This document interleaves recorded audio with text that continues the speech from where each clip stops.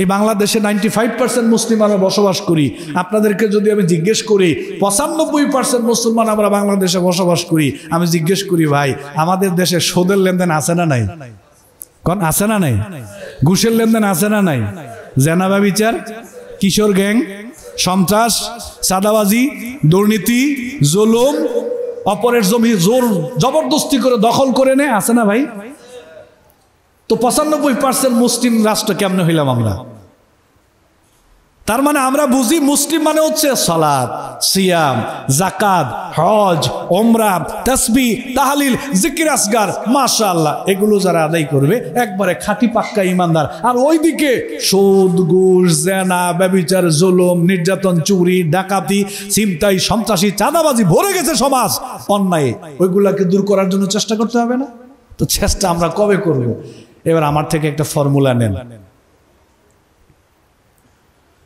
কিয়ামত পর্যন্ত এই বাংলাদেশে জুমার খুতবা হবে, ওয়াজ মাহফিল হবে, আলোচনা হবে, কিন্তু সমাজ থেকে মোটা দাগে এই সন্ত্রাস, চাঁদাবাজ, দুর্নীতি, জেনা ব্যভিচার, গান বাজনা, সুদের লেনদেন, ঘুষের লেনদেন, এই সমস্ত জুলুম, এই সমস্ত অন্যায় কাজ খুতবা দিয়া, আলোচনা দিয়া কিয়ামত পর্যন্ত হবে, কিন্তু বন্ধ হবে না। এটা বন্ধ হবে না, কিয়ামত পর্যন্ত চলবে, কিন্তু এগুলো বন্ধ হবে না। এগুলো বন্ধ হওয়ার জন্য আল্লাহ তাআলা যে নীতিমালা দিয়েছেন ওই নীতিমালা অনুযায়ী আমাদেরকে আগাইতে হবে। এই যে একটা নীতিমালা বলবো আজকের আলোচনার, এই নীতিমালাটা জরুরি। আমি আপনাদেরকে জিজ্ঞেস করি ভাই, আমাদের দেশে চুরি, ডাকাতি, জেনা, ব্যভিচার, সন্ত্রাসী, চাঁদাবাজি, দুর্নীতি, খুনাখুনি, মারামারি, এই সমস্ত অন্যায় বন্ধ করার জন্য আমাদের দেশে কি প্রশাসনের লোকজন আছে না ভাই? আছে। আমি জিজ্ঞেস করতে চাই, বাংলাদেশে লক্ষ লক্ষ মসজিদে প্রতি জুমাবার এগুলোর বিরুদ্ধে আলোচনা হয়, হাজার হাজার ওয়াজ মাহফিল হয়, মসজিদে দাওয়াতি কাজ হয়, বাংলাদেশের একেবারে সেনাবাহিনী থেকে শুরু করে আমাদের পুলিশ প্রশাসনের ভাইরা সবাই মিলে জিলে এই যে জুমার খুতবা, ওয়াজ মাহফিল, প্রশাসনের সবার চেষ্টা হলো সমাজ থেকে চুরি বন্ধ করতে হবে, দুর্নীতি বন্ধ করতে হবে, ডাকাতি বন্ধ করতে হবে, খুনাখুনি বন্ধ করতে হবে, মারামারি, নেশা এগুলো বন্ধ করতে হবে। সবাই মিলেই তো আমরা চেষ্টা চালাচ্ছি। আমি জিজ্ঞেস করতে চাই ভাই, আমাদের সমাজে এই সমস্ত অন্যায় কাজ আগের তুলনায় বেড়েছে না কমেছে?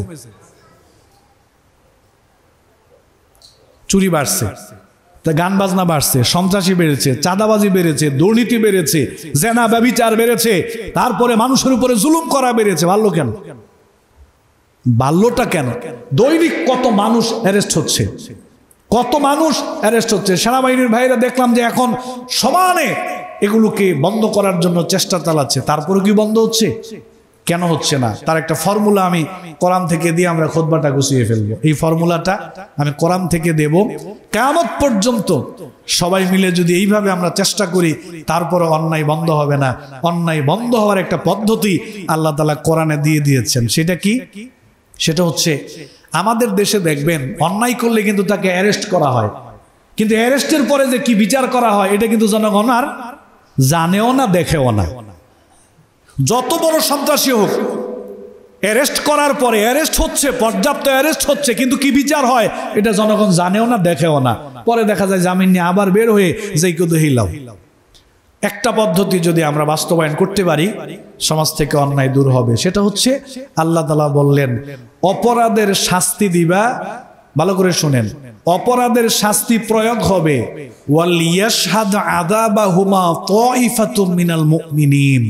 যখন তোমরা চোরের শাস্তি দিবা, ডাকাতের শাস্তি দিবা, জানাকারের শাস্তি দিবা, জানাকারিনীর শাস্তি দিবা, খুনিদের শাস্তি বাস্তবায়ন করবা, তারপরে দুর্নীতির শাস্তি বাস্তবায়ন করবা, যখন বাস্তবায়ন করবা জনসম্মুখে করবা, ইমামদারদেরকে দেখিয়ে করবা, যাতে বাকিরাও শিক্ষা নিতে পারে এই অপরাধ করা যাবে না, কারণ এই অপরাধ করলে শাস্তি পাওয়া লাগবে। আল্লাহ বলছে ওয়ালিয়াশহাদ আযাবাহুমা তাইফাতুম মিনাল মুমিনিন। অন্যায়ের শাস্তিটা যখন জনসম্মুখে দেয়া হবে তখন মানুষ এটা দেখে ভয় পাবে যে না, এই অপরাধ করা যাবে না, তাহলে তো এই শাস্তি হবে। অনেকে ভয় পায় যে এই চুরি করলে হাত কাটা, দুর্নীতি করলে এই শাস্তি, হ্যাঁ, তারপরে জেনা করলে এই শাস্তি, তারপরে ডাকাতি করলে এই শাস্তি, খুনাখুনি করলে এই শাস্তি হবে। অনেকে ভয় পায়। মূলত এখানে আল্লাহ তাআলা সুবহানাল্লাহ আল্লাহর কি টেকনিকটা দেখেন, অন্যায়কে বন্ধ করার জন্য আল্লাহ ফর্মুলাটা দিয়েছেন কি, মূলত কন্টিনিউ, প্রতিদিন হাত কাটা হবে না, প্রতিদিনই তাকে পাথর মারা হবে না, প্রতিদিন তাকে মেরে ফেলা হবে না। মূলত এগুলোর জন্য আল্লাহ এই বিধানগুলো দেন নাই। দিয়েছেন কেন আমি জানি না, আপনাদের মসজিদে আমি ইতিপূর্বে বলেছিলাম কিনা, বলে থাকলে কথাটা আবার স্মরণ করে দিচ্ছি। এই ধরেন আমাদের এই যে এইখানে একটা বিয়ে বাড়ি রেস্টুরেন্ট আছে, ওরা ধরেন কাচ্চি পাকায়, তো প্রতিদিন এসে কিছু কুকুর বিরক্ত করে, তা একটা পর্যায়ে মালিক তাকে তাড়িয়ে দেয়, কিন্তু কুকুর আবার চলে আসে। তো মালিক চিন্তা করলো যে কুকুর তাড়ানোর জন্য একটা লোক ঠিক করো। একজনকে বলছে, ভাই তোমার দায়িত্ব হচ্ছে কুকুর তাড়াইবা, এখানে দাঁড়িয়ে থাকবা, কুকুর তাড়াইবা, এটা তোমার দায়িত্ব, মাসে তোমাকে এত টাকা স্যালারি দেওয়া হবে। এখন সে কুকুর তাড়ায়, কিন্তু কুকুর আবার চলে আসে, কুকুর তাড়িয়ে দেয়, আবার দূর থেকে কিছুক্ষণ পরে আবার চলে আসে, দেখে যে কোনো অবস্থায় কুকুর তাড়ানো বন্ধ করা যাচ্ছে না। মালিক এবার হার্ড লাইনে গেল, মালিক বলল কাজ করো, একটা লাঠি বানাও। একটা লাঠি বানাইছে, বলছে লাঠিটা নিয়ে চেয়ারের সামনে, এইবার তুমি গেটের সামনে চেয়ারে এইভাবে বসে থাকো, কুকুর আসলেই এটা দিয়ে বাড়ি দিবা। প্রথমে কিন্তু বাড়ি দেয় নাই, প্রথমে শুধু তাড়াইছে, দেখে যে বন্ধ হয় না, বলছে লাঠি বানাও। লাঠি একটা বানাইলো, বললো যে কুকুর আসলে লাঠি দিয়ে বাড়ি দিবা। এবার কুকুর আসছে পরে ও দিছে কুকুরকে ঢাস করে এক বাড়ি, কুকুর ঘেউ ঘেউ করতে করতে দৌড়িয়ে চলে গেছে। এখন ওই দিন আর আসে নাই, পরের দিন আরো 10-12টা সহকারে নিয়ে শক্তি সঞ্চয় করে এরপরে রেস্টুরেন্টের দিকে ছুটছে।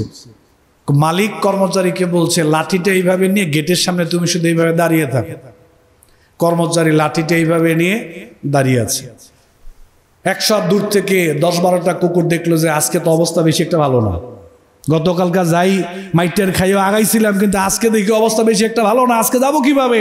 ওই দূর থেকে কতক্ষণ ঘেউ ঘেউ করে একবার এদিকে একবার এদিকে, দেখা যায় কোনো উপায় নাই, বাধ্য হইয়া ক্ষুধা নিয়ে বলছে চলে যাই, আজকে আর গতকালকের মতো আগের মতো সুবিধা করা যাবে না, কুকুর চলে গেছেন। কথাটা বুঝেন? সুবহানাল্লাহ, আল্লাহ তাআলা কেন দিয়েছেন ভালো করে বুঝেন। আমি আপনাদেরকে জিজ্ঞেস করতে চাই, দ্বিতীয় দিন কি কুকুরকে মারা লাগছে? দ্বিতীয় দিন কুকুরকে মারা লাগছে?